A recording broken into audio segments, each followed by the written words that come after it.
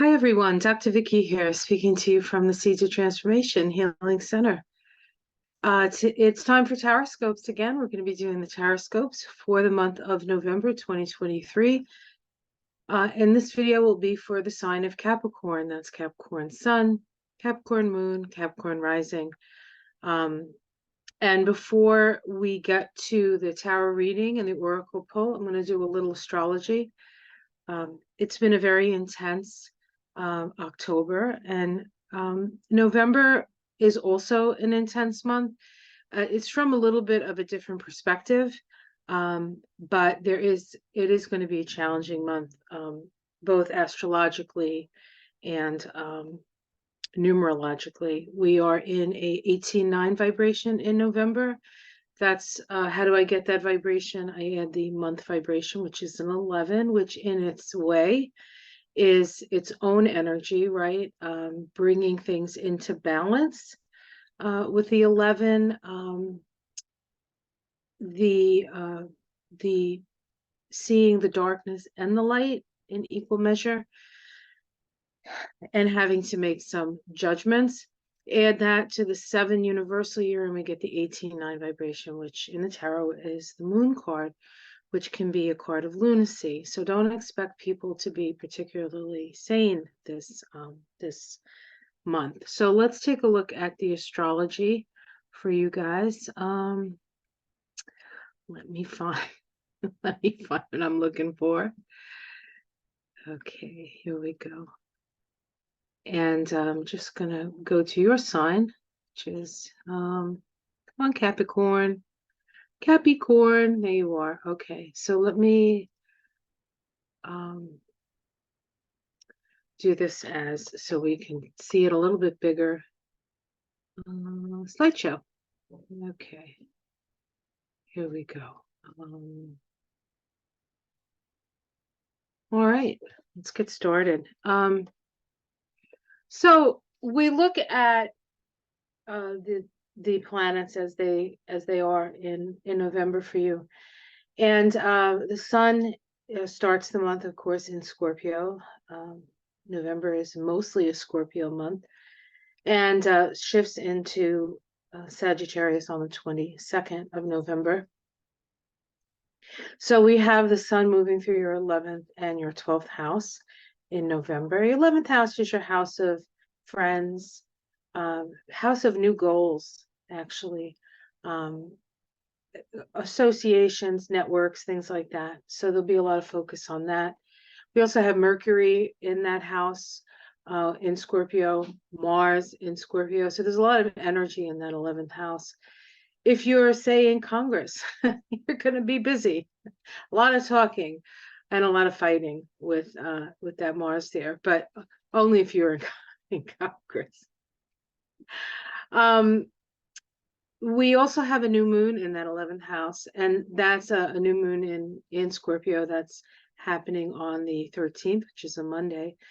And it is an energy of starting new things. That new moon is in a very tight opposition to Uranus. You can see Uranus down here in your 5th house. So there's a lot of tension in that new moon, but also a lot of potential for doing things in a very different way. It's also a great potential for chaos. So we do need to keep that in control, in focus. But instead of focusing on the chaos is simply the energy that's available. If you can focus your intention, you can take that chaotic energy and start to form things. It's in these times of great chaos where fortunes are made. And I don't just mean fortunes like you're going to have a lot of money and you're going to be the next like Rockefeller. That's not what I mean. I mean, just you have the capacity to really focus what you want to have in your life and have the energy move in that direction. So that's important. And, you know, Capricorns are used to focusing their intentions and their direction. They kind of know how to work the system, so to speak. But because they sort of developed it, by the time you get to Capricorn, you've gone through all the steps and you've developed the system. The system is there through experience, right? And so, but we're in revolutionary times, and Pluto is just about done with your sign. And so those things that are symbolized by Capricorn are having their last stress tests. I guess we could call it. So you will have, of course, you have Pluto in your first house. It's there until January of 2024. And then you get a little bit of a time at the very end there of next year where Pluto will be back in Capricorn in that last degree of Capricorn, like a giant period on the end of a very long sentence. And we'll see what transforms at that time. Of course, that it's the fall of 2024, and that includes the presidential election. So we'll see what, we don't really know what's going to happen. I mean, we have ideas, we have thoughts, but we don't really know. And so seeing as we co-create with the universe and you create your own reality to a certain extent, if you're in a place where you have the option to create your own reality, especially, then you need to utilize that, right? Okay, so we have the sun in that 11th house. Then the sun moves into the 12th house. The 12th house is the house of your karmic closet, so to speak. It can be the house of undoing. It's also the house associated with sort of disappearing. And this may be a time when you do that. You want to disappear. Maybe you want to take a what do you call it, a sabbatical from something, or it doesn't have to be long standing, because it's only sort of a month long energy with the, well, actually in November it's simply from the 20th 22nd on, but of course when we get to December you're going to be in that place as well. But this is a time for you to, maybe go to an ashram. Or I had a friend of mine who did a retreat at a place here in Massachusetts called Kripalu. It's a yoga center. And it was a silence. She I think it was 7 days of silence. Now, I obviously could not do 7 days of silence. I talk to you guys every day. What would I do if I didn't have you guys to talk to in the morning? But yeah, like that kind of thing, to just sort of like decompress, because it's been a very difficult. And if you have the capacity, it doesn't have to be the whole month. If you have, even if you just put aside a couple of hours in a day where you just shut everything off and you decompress, or you walk in nature, you don't have your phone, that kind of stuff, that would be helpful for you, especially after the 22nd. Mars, of course, is going to be in that 11th and 12th house as well. Yeah, the 12th house, you can really dig for some treasure with Mars there. Mars in Sagittarius is more optimistic. Mars in Scorpio is a little bit intense. And Mars is going to be in Scorpio until the 24th. So most of November, Mars is pretty intensely in Scorpio. In that, for you, your 11th house of groups and networks and the like. Jupiter remains retrograde all month in Taurus, moving from the 11th degree of Taurus back to the 8th degree of Taurus. Saturn stations this month on the 4th, stations direct. He's at about half a degree of Pisces. So we look at that as 1 degree of Pisces. And by the end of the month, we'll move to 1.5 degrees of Pisces, which isn't very much, which isn't very fast. But planets, when they come out of their retrograde motion, usually start slow and then really start to progress. But we do have now Saturn moving direct in Pisces, and Saturn is your ruling planet, Capricorn. So when it's retrograde and you're a Capricorn, it's a good time to reevaluate your successes, sort of look at things, look at the structure of your life, what needs to be tweaked. This is a good time for maintenance. But then when Saturn moves direct, then it's, also full steam ahead. And it's in Pisces. So Saturn in Pisces is spiritual purpose. And so you are evaluating your spiritual purpose as a Capricorn. And of course the Saturn and also Neptune in Pisces is in that 3rd house of your mind. So there's a subtle shifting of the way you think about things. It's been sort of a gentle energy with Neptune there, because Neptune's there for so long. So it takes like a 14-year cycle. So even the most restricted or most stubborn or most sure of themselves Capricorn with Neptune in that house has had some of their ideas, the edges, like shaken off. I think that's true for all of us, and just in general, as a general statement, authority has its edge taken over. We question authority now. We don't really necessarily believe that the story we're being given is the story that is the true story. And so we can see that sort of an erosion of our faith in big, big structures like government or big organizations, or it's much more getting to the grassroots now, and that'll of course that'll get stronger once Pluto goes back into Aquarius. So we can definitely see that being the direction.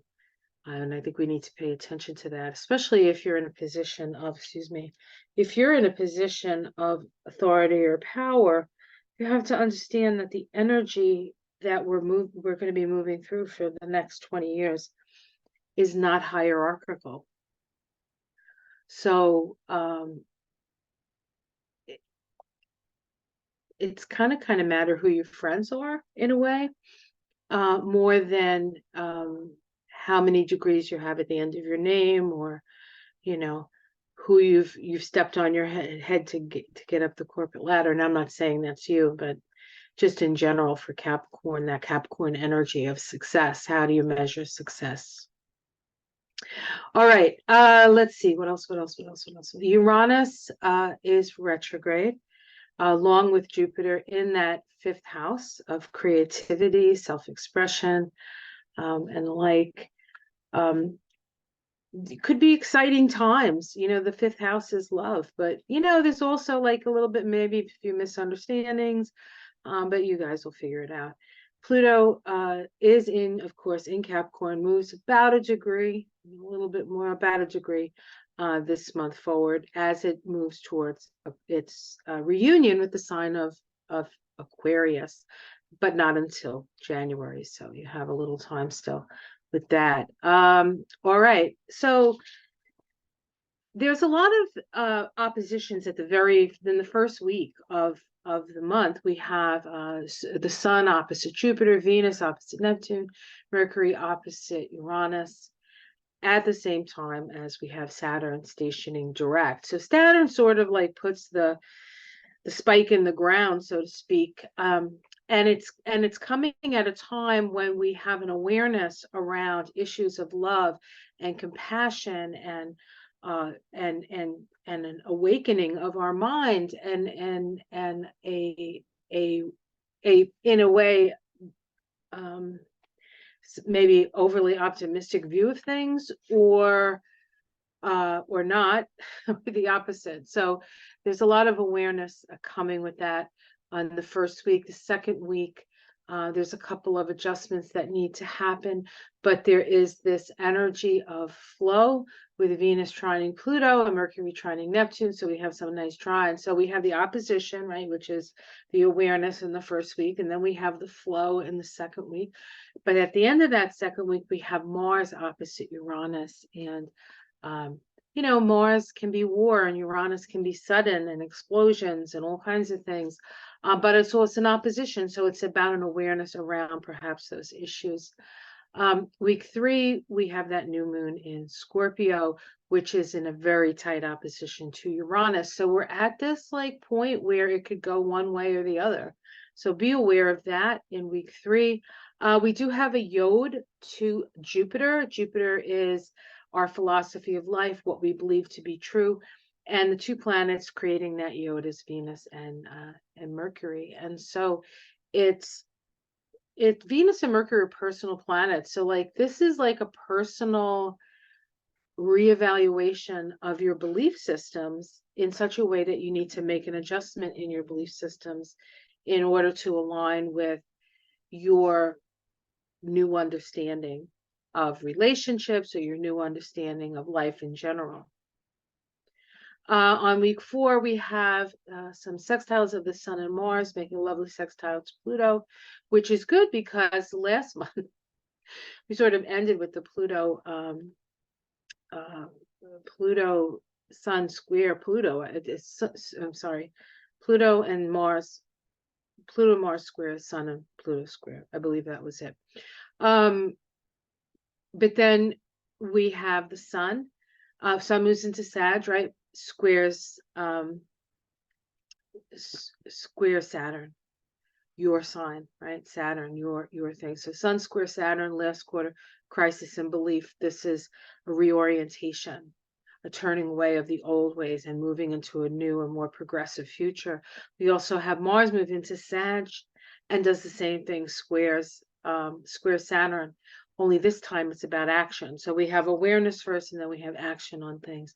And week 5, we have a yod again to Venus. Remember the yod that Venus went through?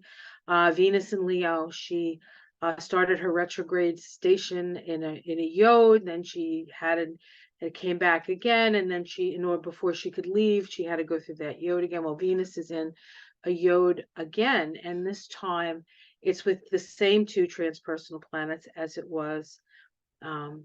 But now Venus is in Libra as opposed to Venus in Leo. So it's moved to Libra and it's making this yod. And so there's this understanding around issues of your divine spark within you, and then how are you going to bring that divine spark to work for the collective, to work for peace. So there's that energy there. And then we have a full moon in Gemini right at the end of the month, and that full moon for you is going to be in your 6th house of work and health. So you may have a health issue come up that you need to look at. Or it could just be because the full moon activates both the 6th house and the 12th house. Some residual karma that perhaps needs to happen, or you'll experience some sort of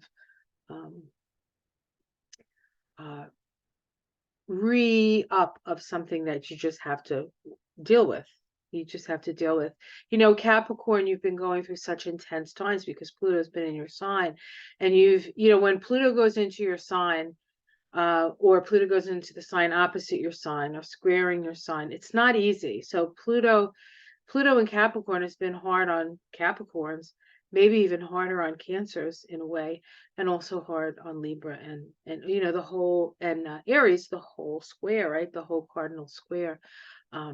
So it's about to leave and it's going to go back into the fixed signs, and then we're going to have to deal with our emotions because that's what fixed signs are about. But we're not going to talk about that today. We'll talk about that when the time comes. Okay, so let me stop the share. I'm going to be doing the reading now, and I pulled out the Wild Unknown deck for you guys. Oops, sorry. See if that works. Whoop. This deck. Okay. It's a lighting thing, I know. All right, so what does Capricorn need to be aware of in the month of November? What do we have to say to Capricorn? Okay. We are certainly living in interesting times, would you say? I figured I'd pick the Wild Unknown deck because things are wild and we don't know what's going to happen.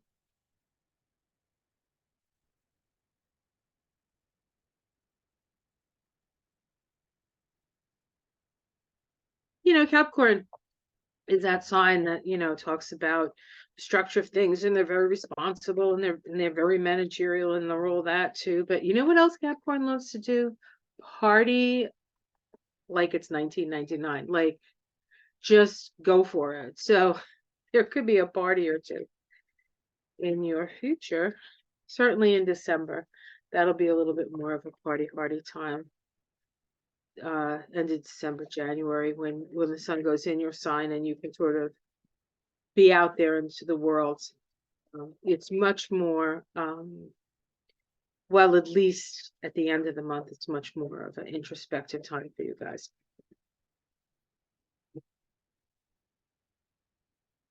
Okay. All right, almost done. I should pre-shuffle, right? So I don't have to, spend all this time shuffling. But it has to feel right. Okay, that's pretty good. All right, let's see what's up for Cap. Okay, we are at a crossroads, a truce, perhaps. It's interesting because we have an eclipse here, right? We just came out of eclipse season. So there's something about what happened in October that has brought you to this point of uh it could be a tension, kind of a cross swords tension. It could be a truce. It could doesn't have to, these swords do not have to be like pressing against each other. They could just be coming together. But it is this indication of you being at a crossroads. The challenge is not to get caught up in extremes. And so while you are, this is the healing card, Temperance, while you are in this place, you have to really focus on a point of peace, that just where they cross without intention as to the next step. Do you know what I mean? It's like it has to be like, has to touch, the energy has to come together like this, and you have to sit with it. Underneath it all is there's a web of life, and there is every action you take vibrates on that web. And so while Capricorn is often a sign of action, although well considered, they don't just do things willy-nilly, they really sort of plan and think about it and all that stuff. Sometimes you just need to stop and say, okay, what do I want my web to look like? What is it that what intentions do I want to put out there? And and the cards are saying that you need to balance, you need to walk the straight and narrow. This is a very important month for you to just put one foot in front of the other and not really get distracted by what's going on around you, because there's a place that there's a destination, but you can't see the destination. There's a destination, but you can't see it. It's almost as if it was fated for this to be, and the step that you take and the destination that you go. It's part of a series. It's not just this lifetime. It's a part of a series of lifetimes that have brought you to the center of your web. And now we have to figure out what that exactly means. Let's look at in the past. So you've had a vision of the future. You've had a vision that's not black and white and stark, but full of color and beauty. Okay. So you've had a vision in the past. Let's see what's in the sky. We have the Daughter of Wands. This is the messenger, the page, as it were, of Wands. The Page of Wands is about a message from where? From spirit. What goes around comes around, right? The natural law that we have, the natural laws of life.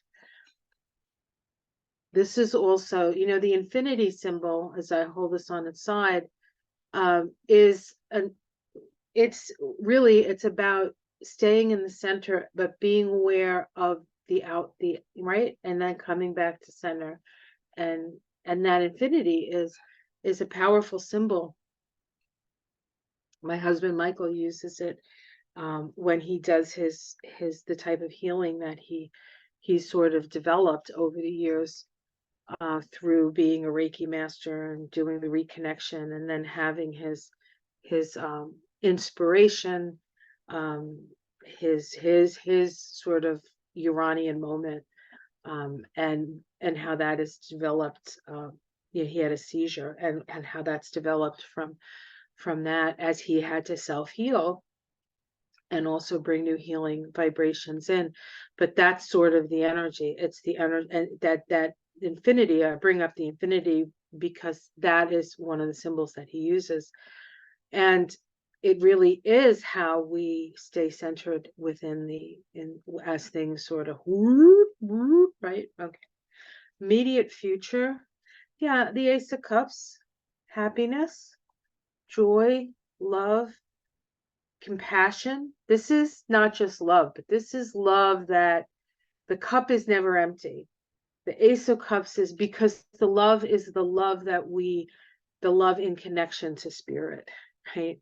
So this is actually, in its way, a time when you need to focus on the love and the blessings, the love and the blessings. Let's see how it's seen from outside, or how you're seen from outside. This is the Daughter of Swords is the Page of Swords. In this deck, I see her as the truth, the speaker of truth. Yet she is on the blade of the sword. So the truth can sometimes hurt. And you can bleed for the truth a little bit. So there may be some, a sense that you're willing to, even if it's uncomfortable, stand in your beliefs, or stand in a place of this is the truth of the situation. Let's see your domestic situation. So we have the Eight of Cups. This is about moving away from situations that are not that are no longer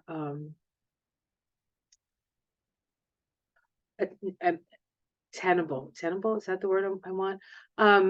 It's like the mountain is too high. There's not enough energy, or there's not enough desire, or there's not enough to want to overcome this. And so it's really about turning away from something that you've put a lot of emotional energy into, perhaps, but hasn't given you the satisfaction that you had hoped for. And moving in a direction more aligns with your spirit, with what inspires you. You're going to have that 12th house energy coming in at the end of the month and then the beginning of next month. And that's going to be a time when you maybe have the chance to, I think you'll turn away at the beginning of the month. And then, when the sun is in and we have all that Scorpio energy, that's when you're really going to try to put your energy into a relationship. Maybe you're trying to help somebody or save somebody. You're going to come to the point where you're going to realize that, oh my God, I have to save myself. And you're going to turn away from that, and you're going to move in that spiritual direction. That's really what that card is talking about. Let's see, hopes and fears. You're kind of concerned that you're being deluded in some way. You're concerned that you're being deluded. Reality is tenuous at best, and you're kind of a reality-based sign, and it's really hard to know, is it real or is it Memorex, right? And in a way, these mountains are almost similar, right? You can see there's the dark mountain and the white mountain here, the White Mountains. Maybe you need to go to the White Mountains. That might be a good thing for people who live around here. Excuse me, they're in New Hampshire. Maybe that's a good place to go to if you're a little, being alone, or your ashram experience. Okay, hopes and fears. Outcome is the moon. This is the vibration of the month. This is emotional ups and downs. So there's a lot of sorrow around. And if you're empathic, you really have to be very, very careful in this month, because that kind of stuff can pull you right down, that empathy. So not that being empathetic is a bad thing, but if you're empathic, you feel everybody's feelings. You need to be very aligned. And I think the best way to do that with your is to focus on the love and the joy and the thanksgiving, that Ace of Cups energy. Because what it'll do, it'll prevent you from sucking in all the negative stuff that's out there. But what you're doing is you're sucking in the energy of love, and that's going to come out of you. You can't focus on something and not have its vibrational manifestation in your field. So what do you want to create?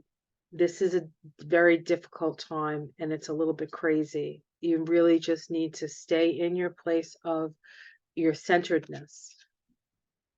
because your vibrations will vibrate out and create more stability, because that's kind of what that's about.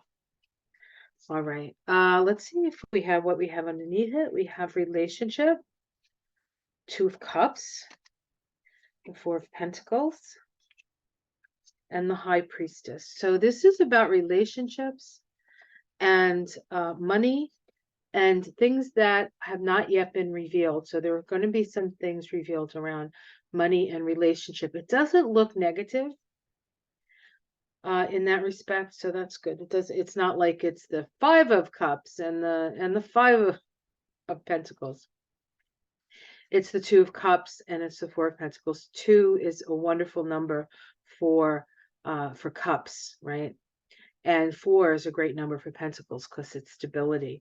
And then we have something being revealed, something that wasn't known that's being revealed. This can also be your energy, you being at the center. The High Priestess is on the path in the Tree of Life that goes right down the center from the crown to the heart. And so it is this energy of direct access to spirit, from spirit to your heart, right? It doesn't even involve your third eye. It's just straight down into your heart. And that's what this is about. So you're going to get a big boost from that. All right, one more thing. Let's do the wow, those were cool cards. One more thing, we're going to do the oracle pull. Let me just move these cards out of my way. And I'm using the Spirit of the Wheel deck. And I'll read from the book because that's really the best way to work with this deck. All right. All right. What does the Spirit of the Wheel? Spirit of the Wheel, carry me home to myself.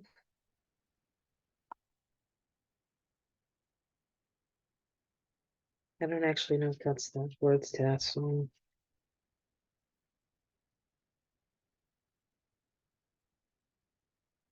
What does Capricorn need to know, Spirit?